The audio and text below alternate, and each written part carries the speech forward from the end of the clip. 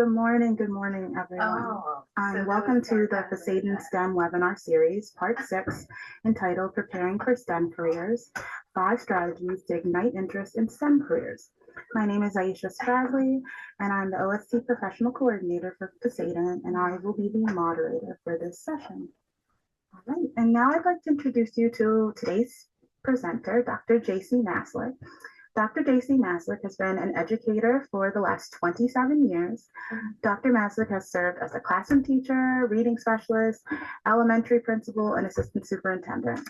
She currently serves as an instructional coach and educational coach, supporting schools through professional learning and job-embedded coaching. She provides on-site and virtual workshops, lesson modeling and coaching, and curriculum support to school districts and educational organizations across the country. Dr. Maslick has written several books, including STEAM Makers, Fostering Creativity and Innovation in the Elementary Classroom, Connect to Lead, Powering Up Your Learning Network to Move Your School Forward, and Remake Literacy, Innovative Instructional Strategies for Maker Learning. All right, let's give a warm welcome to Dr. Maslick. Thank you, Aisha. It's good to see everybody this morning. As Aisha shared, we're hoping to make this as interactive as possible.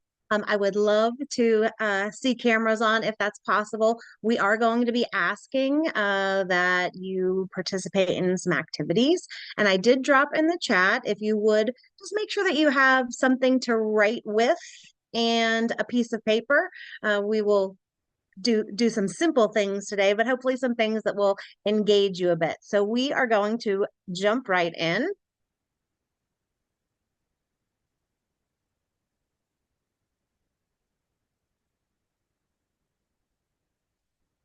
Aisha, can everybody see my screen okay?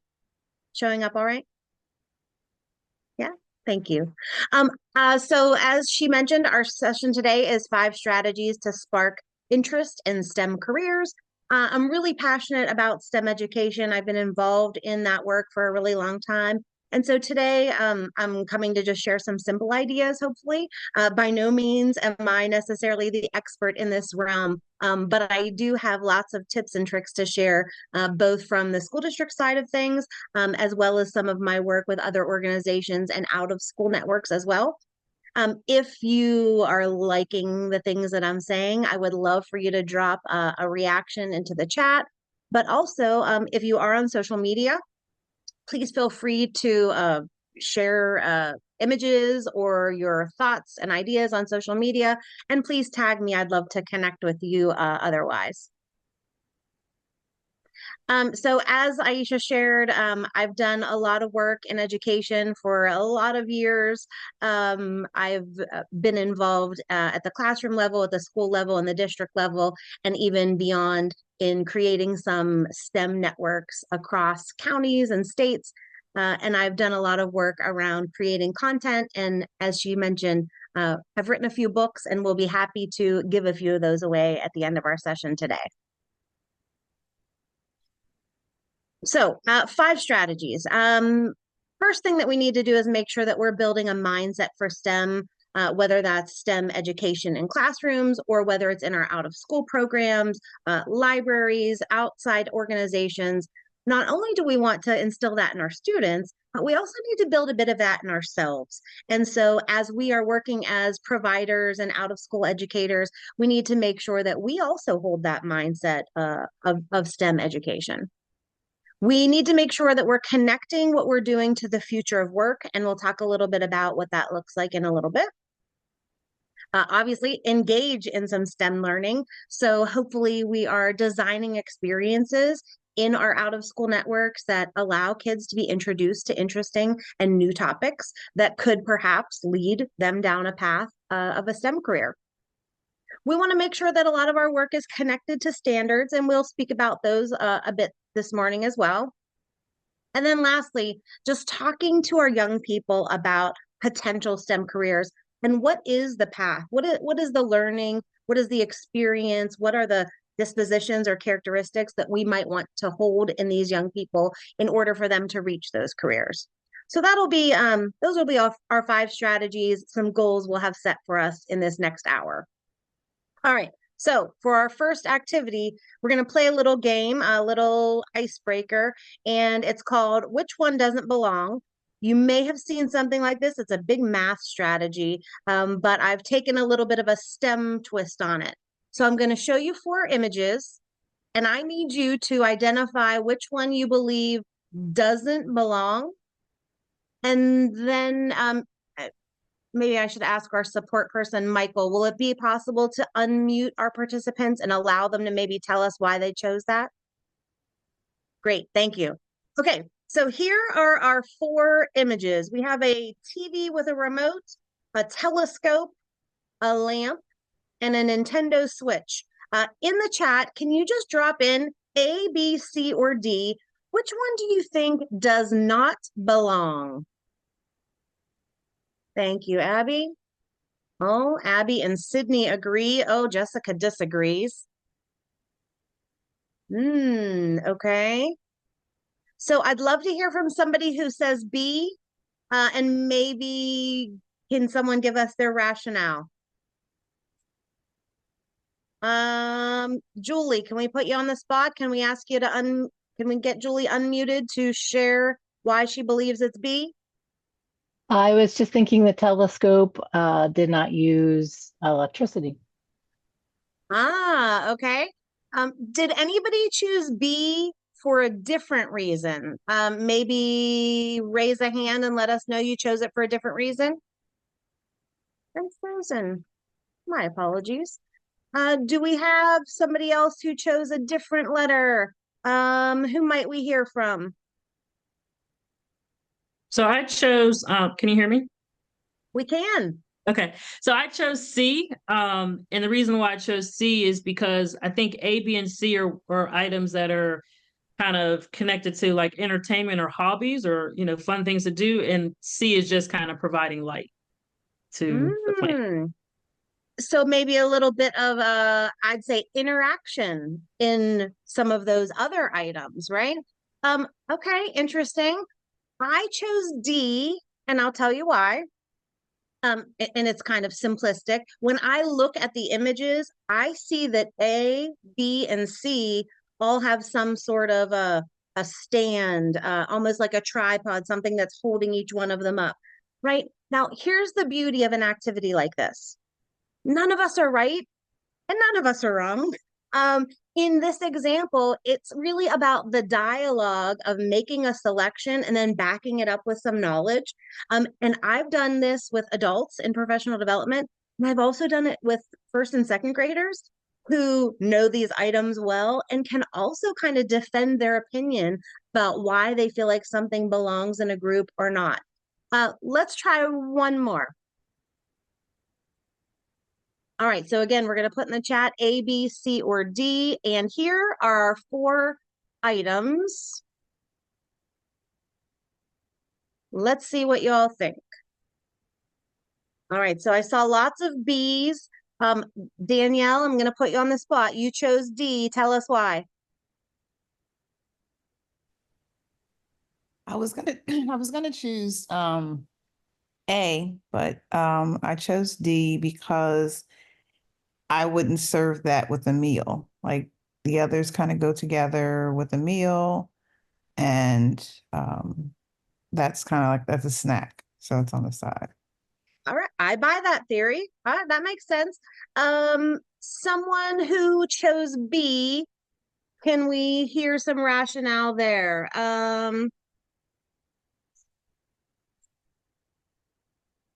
Let's see. LaShawn, you chose B. Would you mind sharing why you believe it's B? Sure, I said B because B is something you can drink, and the other things you eat or chew. So chewing versus swallowing, yeah. Yep.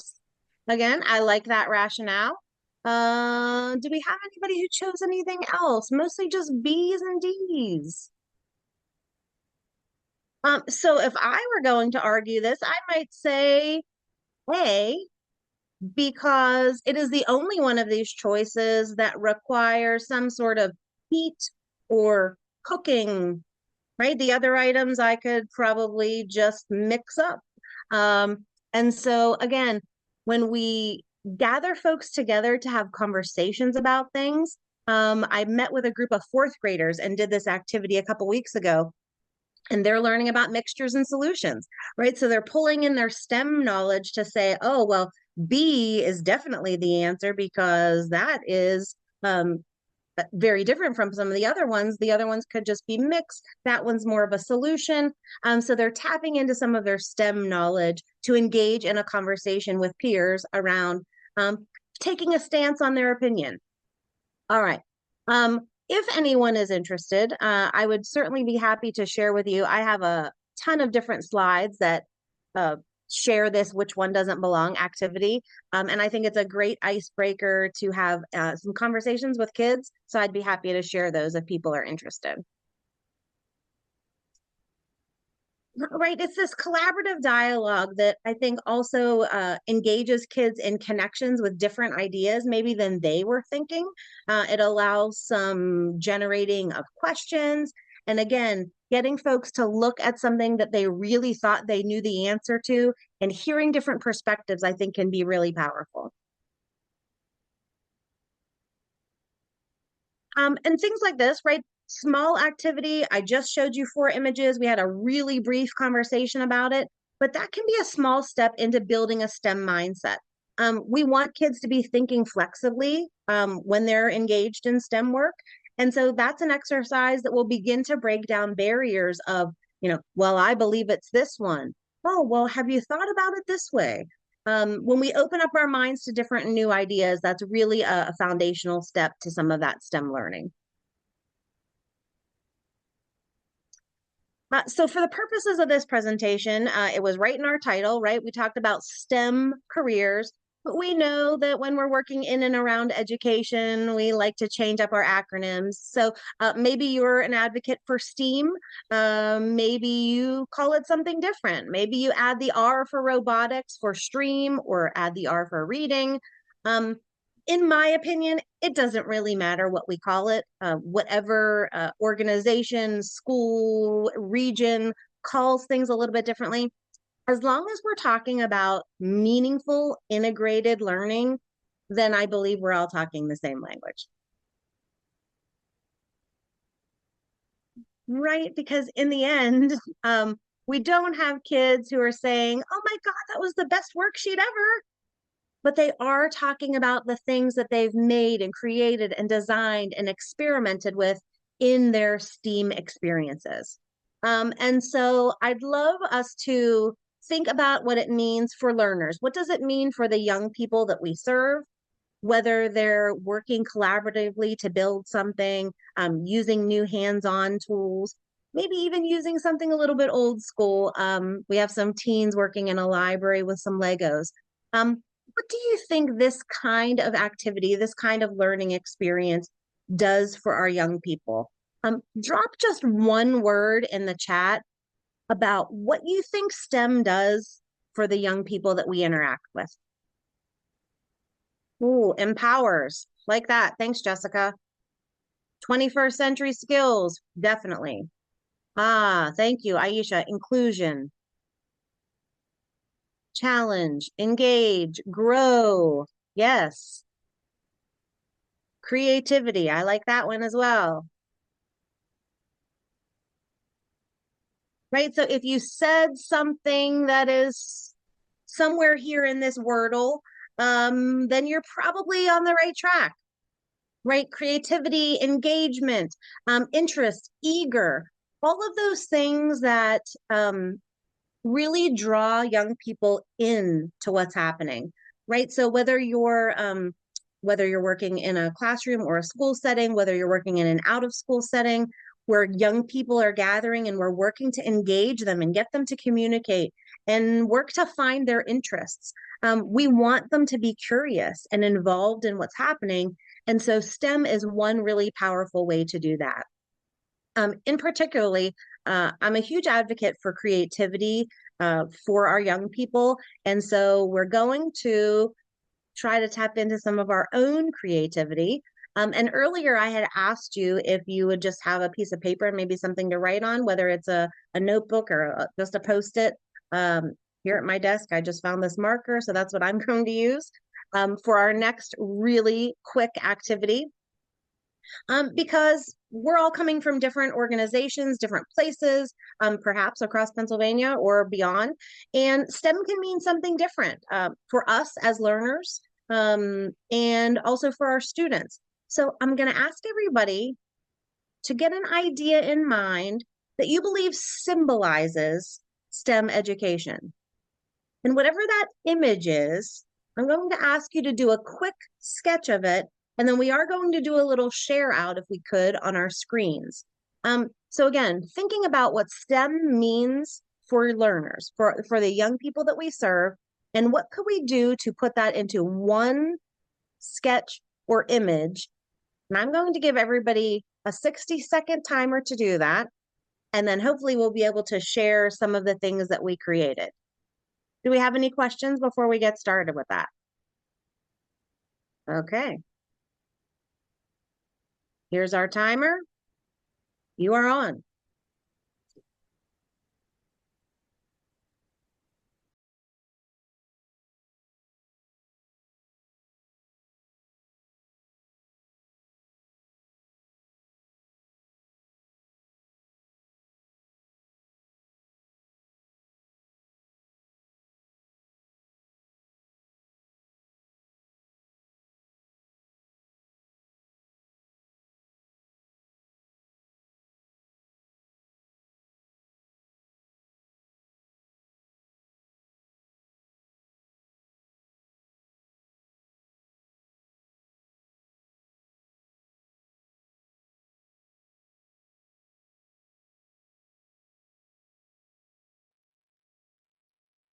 Maybe 10 seconds.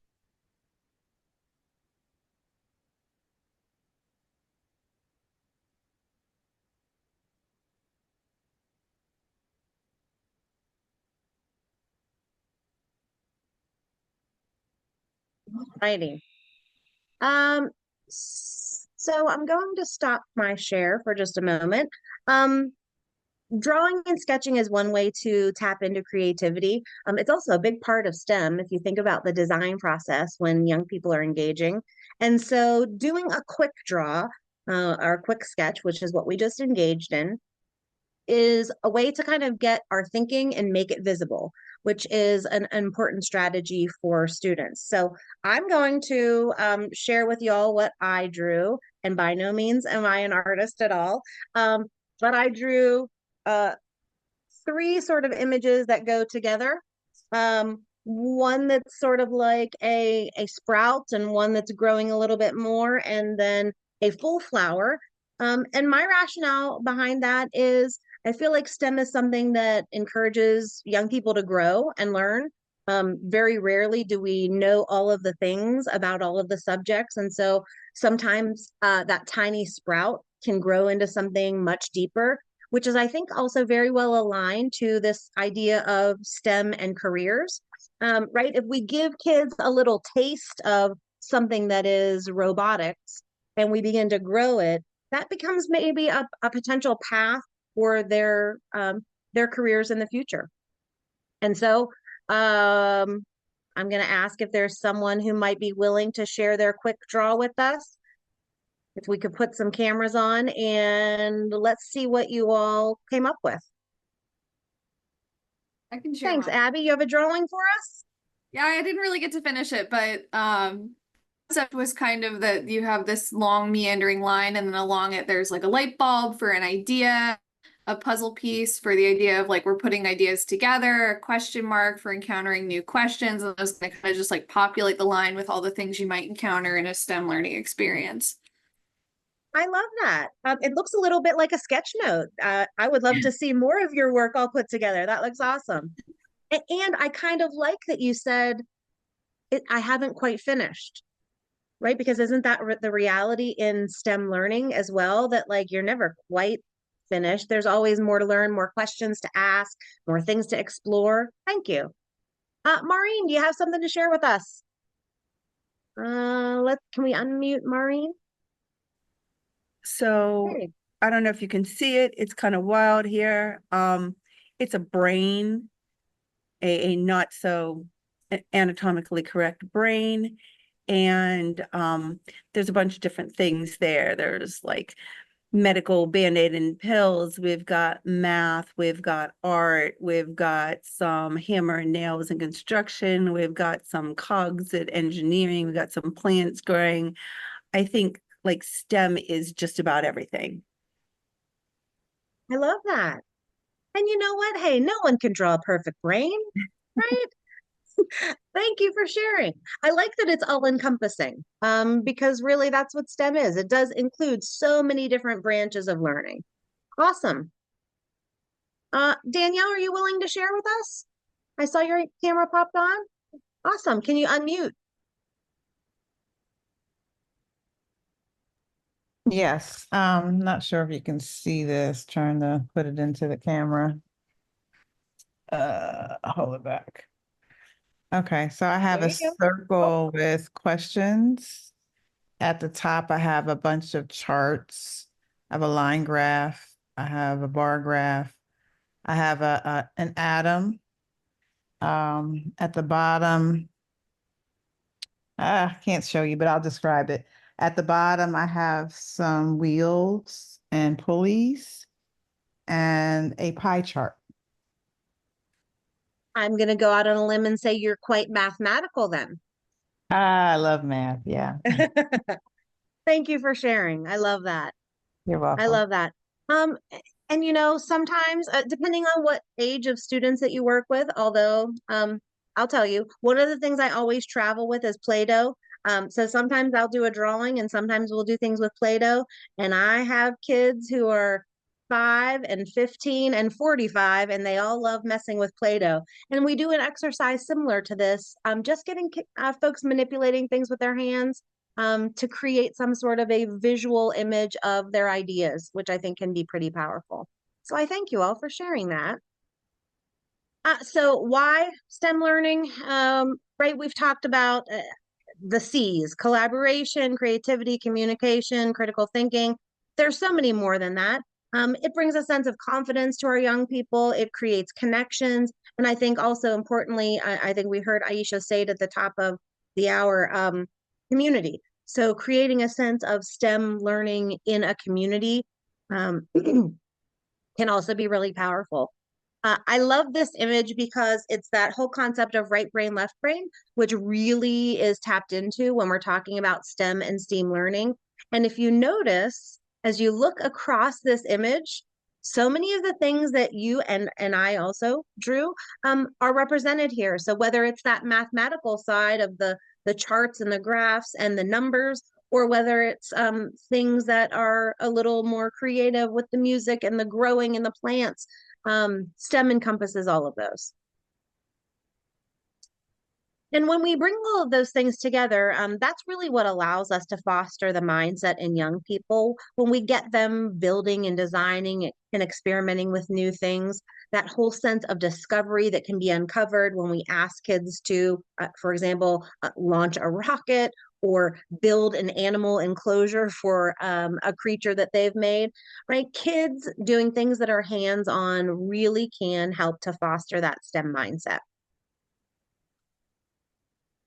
And I think ultimately, one of the big barriers that we have in STEM is that sense of failing fast and failing forward.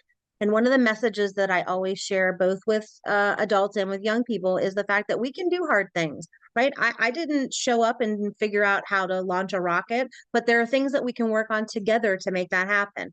I don't build bridges for a living, but boy, we can learn about building bridges. We can create models and collaborate with a team. And perhaps, again, maybe that is a pathway to a potential STEM career for the people that we're working with. Right?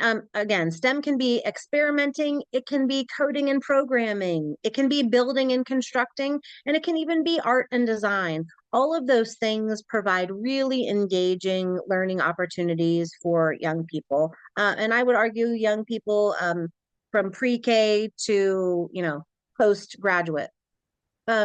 The experiences that we can design for the learners that we work with now can lead into meaningful careers in the future. This is an image of one of my former students when I was a building principal. I think in this picture, she was maybe in 5th or 6th grade. And we had a STEM learning space in our school. We also had an after school program that supported kids after schools.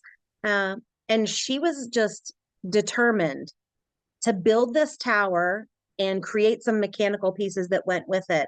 And she worked on it for a really long time. And it was hard work. And she was focused. And in the end, she went on to graduate from high school and go to Carnegie Mellon to like learn about things that she was passionate about. And all of that, you know, that seed was planted for her in elementary school. And so we never really know what it will lead to. But if we begin to provide those experiences now, it can lead to really wonderful things for young people in the future. And so one of the things that I had, when I met with the Poseidon team, we talked a little bit about some things around career readiness, career surveys.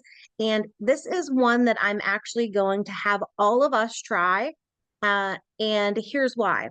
If you don't know this organization, Truity, it is a career interest survey that is just images. So I'm going to give you the link. It's going to prompt you to the site, and you're going to look at 2 images and you're going to choose one. I love that because we can do this with our youngest learners who are non-readers, right? Everyone can look at a picture and go, I prefer this one over this one. In the end, it gives you a really nice kind of summary. And so we're going to take a few minutes, and I'm going to ask us all to jump into this site and try this Truity survey. Is the Truity survey like the career interest survey? Does it produce similar results? It does. There we go. Is that one that you're familiar with, Truity? No, I am not. That's why I was asking if it was similar to like a career interest. It is. And I'm going to actually ask everybody, it should take about 2 minutes for you to do. I'm going to ask everybody to go ahead and open a new window. I put the link there in the chat, and go through, and you're going to literally just look at image pairings. And then let's see what it tells us about ourselves. And again, so it'll be about, I'm going to say 2 minutes for us to jump back in and talk a little bit about what the survey has revealed. Can we get a thumbs up if we have anyone who is finished? Thanks, Sydney. Thanks, Abby.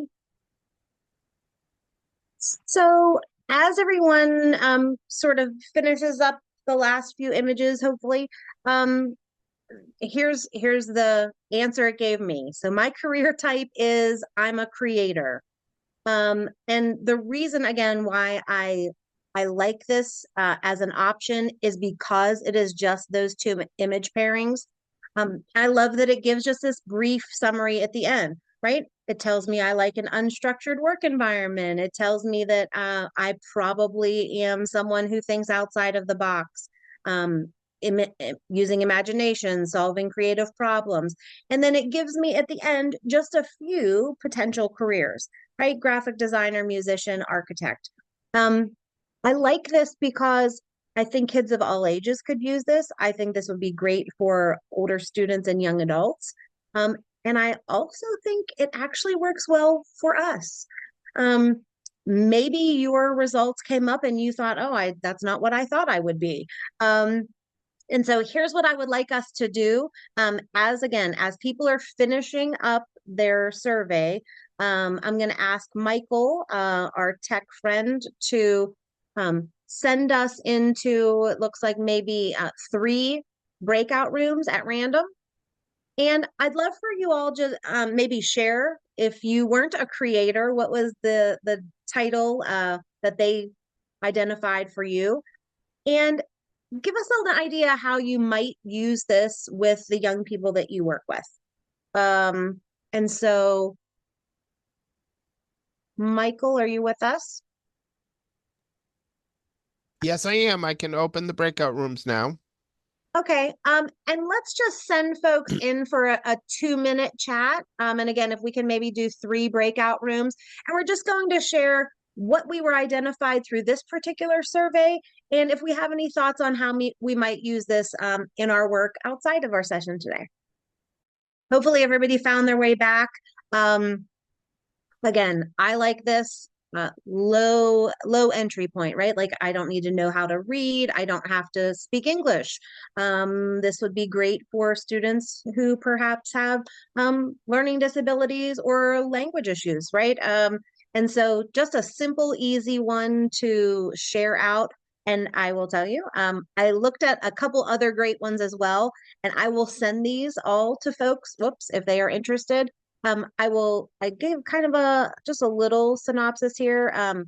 One is specifically towards STEM careers, and it's a Likert scale. I thought that was really easy, but it didn't give an analysis, like no output. The other ones here, I love these categories for this particular career interest survey. They tell you if you're social, enterprising, investigative, conventional, or artistic. And then I also really liked this one. It's called the States Career Cluster, and it gives you an outcome of one of these 16 clusters might be potential career for you. And then the last link, again, that I will share out with everybody is just focused on after school programming. And so I thought that would be important as well. And so why is it important to do these inventories or surveys or career conversations with students? They're going to be the next generation of innovators. They're the ones who are going to have to sustain and grow the global economy. And we need to empower them to do that. Right? This image here is slightly dated, right? So here were some jobs in 2021. And here are some potential jobs in 2035. And we, as educators, out of school, organizers, managers of programs, we need to figure out how are we presenting a pathway to all of these to our students. And again, whether it's something around robotics or drones or AI. In the breakout group I was with, they were talking about some things around space. All of those are potential career paths for our students. We need to make sure that they believe that they can be a part of those. Right. And so just thinking to yourselves about the ways that you're creating those pathways for the students, the learners that you're serving, because they're emerging every day. I mean, new technologies are changing the world that we live in. And we need to make sure that young people have opportunities to build those dispositions of, perseverance and thinking flexibly and using those creativity, communication skills so that it will serve them well in any role that they choose for a possible career. Right, so if we're in Pennsylvania, we know that the STEEL standards are relatively new, and folks are ensuring that their instruction in STEM is aligning to STEEL standards. Some schools are also seeing a connection between the next generation science standards and even things like the ISTE, which are more technical standards, and how those really are present within STEELs. The big things to know, environmental literacy and sustainability are a huge strand that are now a part of the STEEL standards. There is a real emphasis on the relationship that humans have with their environment and how do we design solutions for things there. And then lastly, continued expectation around engineering and design. And so if the STEEL standards are a little bit new to you, these are just kind of some big ideas that I think really set themselves away from previous standards.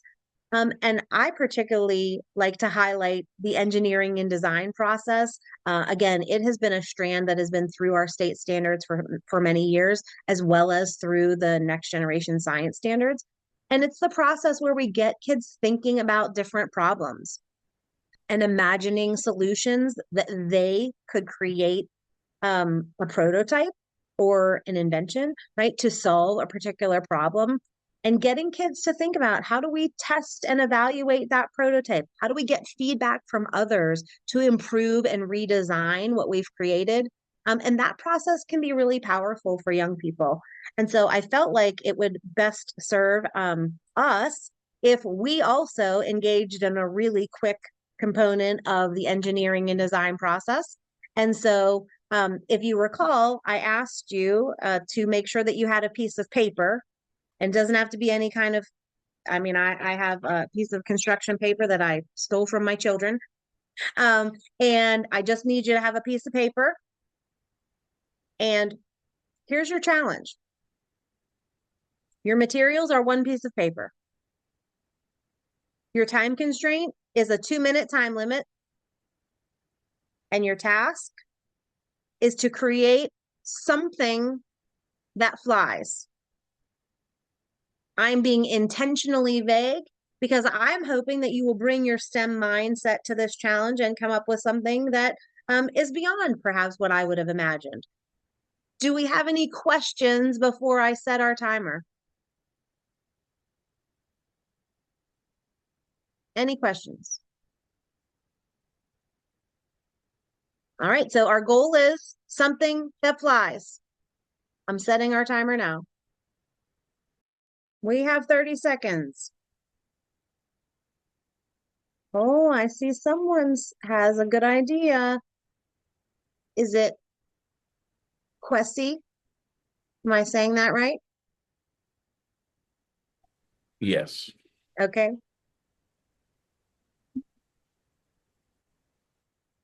All right, friends, our time is up.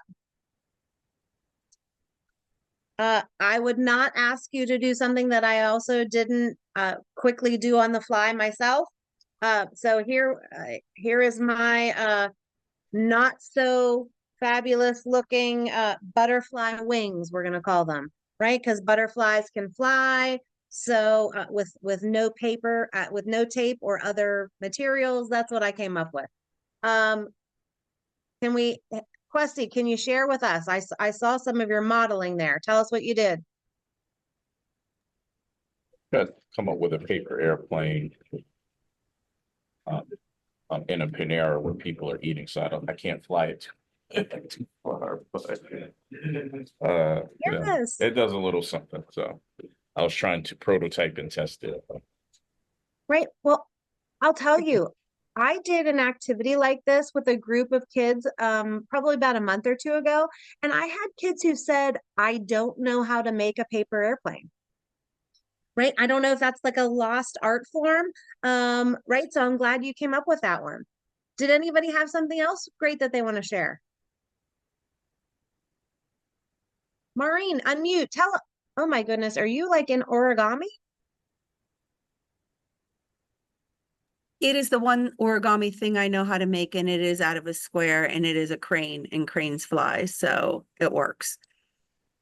That is so impressive. It's not that impressive. It's the only one I know, and I had to teach it to kids in groups and things, so it's the only one I know. But it is a fun little thing to do. Love it. All right, so Maureen, that is impressive. I'm sorry. Can we see that again? That is impressive, Maureen. Can we see that again?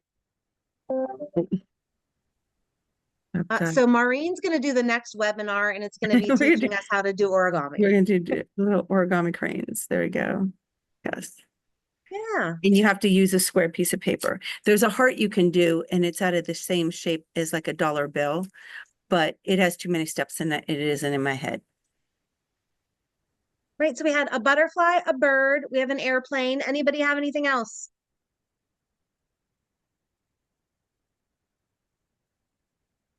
All right. Well, I thank the both of you for being brave enough to share your design with us. Right. That takes courage. It takes courage for our kids as well. They're always not the ones willing and to raise their hand and show what they came up with. And so we need to think about flexibly what content knowledge did we need, right? So Maureen had a little content knowledge. She had some training in origami. Right. Questy had to at least think a little bit about what does he know about paper airplanes? How am I going to get this to be airborne? Right. And we probably activated some STEM skills as well, whether that was, again, flexible thinking, very critical thinking, going, okay, I have one piece of paper. I don't have a lot of time. How do I come up with an idea so that I can do a really quick prototype? Knowing, right, that I can come back to it later and perfect it and get feedback and make improvements. Right, so maybe paper airplanes, paper butterflies, origami cranes, maybe even airplanes. here are a bunch of my favorite resources for quick design challenges. I will share those all with you as well. I would also just say, please feel free to check out my website. It's steam-makers.com. And I post lots of different challenges. I have some blog posts about some challenges that work well for learners of all ages. And why? Why do we do that? It helps to foster that STEM mindset. It helps kids to think about, okay, I can fail fast, I can keep going, and I can use my design work to solve a problem. So whether kids are into deconstructing things or building structures, maybe using robotics to have a little bit of art, those activities that we do in our schools and our out of school time can lead kids to jobs like mechanics, inventors, civil engineers, architects, designers, programmers, roboticists. The things that we're offering to them will lead them down the path to a potential STEM career, right? And so our responsibility really is to equip young people with the tools and experiences that can help them to navigate that. So again, whether it's through doing some hands-on things that require collaboration and critical thinking, whether it's just taking the time to explore some of those career surveys, those are all things that can prompt students to think about potential STEM careers in the future.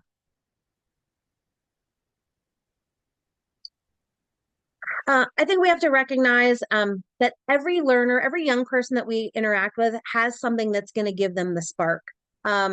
This is a student that I worked with many, many years ago who brought in this tech game from home and shared it with his peers. It allowed him to be a leader and think about the ways that he could use that to really connect with others. We ended up finding a way to connect this young person to Carnegie Mellon University's Educational Technology Center, which is a remarkable place if anybody is in and around Pittsburgh. It is where rides at Disney are made. It's where video games are designed. It was such a life-changing point for this young person who thought, oh, I like to do this stuff at home. When we introduced him to the opportunity that it could actually be a career, he was mind blown. So thinking about our responsibility for connecting young people with experts in the field who do some of this really interesting and engaging work. I want to share one more example. If folks are not familiar with the Navy, U.S. Navy's Sea Perch program, this was another sort of aha in a district that I worked in, where young people were designing underwater remote controlled vehicles. We have a young lady here in this image, high school young lady who's learning about soldering to put together this underwater vehicle. The Navy sponsors this program. It is open to in-school and out-of-school organizations across the country. And it is an amazing way for kids to recognize that they have skills and ability like soldering and welding that they never even knew were an opportunity for them. I would also encourage you, again, I'm around in and around Pittsburgh, and we have great organizations like Covestro and the Audubon Society and Carnegie Mellon. We have career technology centers, which I know we have across the state. Ours is Parkway West. We have corporations like Eaton Engineering, and an incredible organization called Shell Games, which is a video game design center that is right in the heart of Pittsburgh. And again, part of our responsibility when we're managing schools and programs is to look for organizations that we can connect our young people with so that they recognize that there are careers that are in STEM that are either of their interest, right? Going back to that, are they artistic? Are they the helper? Are they the mathematical mind? And using our connections to organizations in and around where we live and where we serve young people, and making sure that the opportunities are there for them to have conversations with experts in the field. So what can we do. We need to explore global problems and solutions. We need to partner with other organizations that do that and make sure that we're there facilitating that learning for the students that we work with. We have to offer hands-on STEM challenges, from simple paper challenges to larger scale design challenges that will perhaps create that spark for them. Connecting young people to experts in the field through hospitals, libraries, universities, manufacturing, technology, right? And allow them to pursue things that perhaps maybe are diverse career paths for them.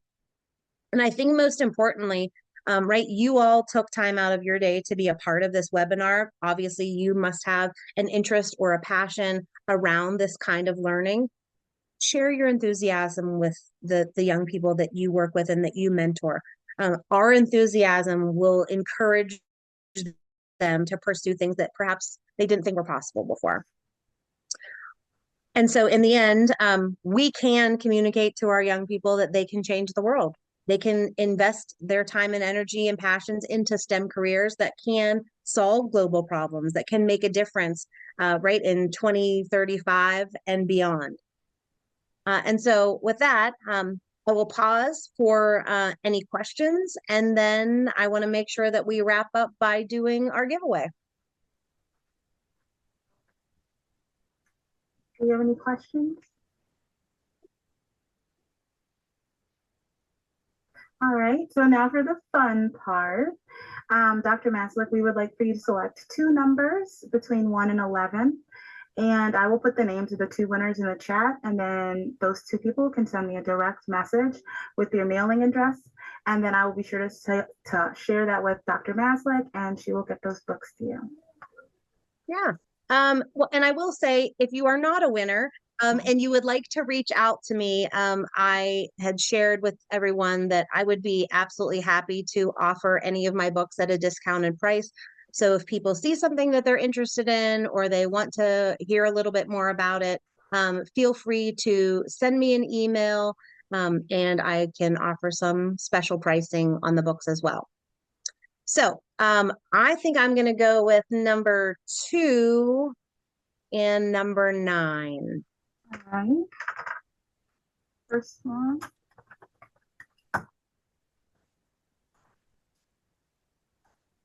You said 9. So it looks like Angela is a winner. Hey. And LaShawn is a winner.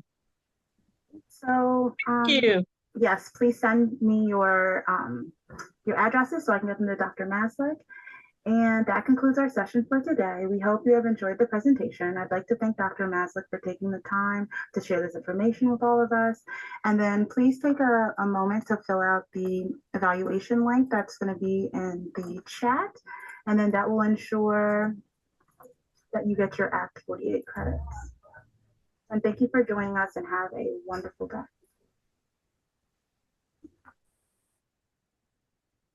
Aisha, Thank if you. I send you a bunch of links, can you then send them to everybody who registered so that they'll have the resources that I shared? Absolutely.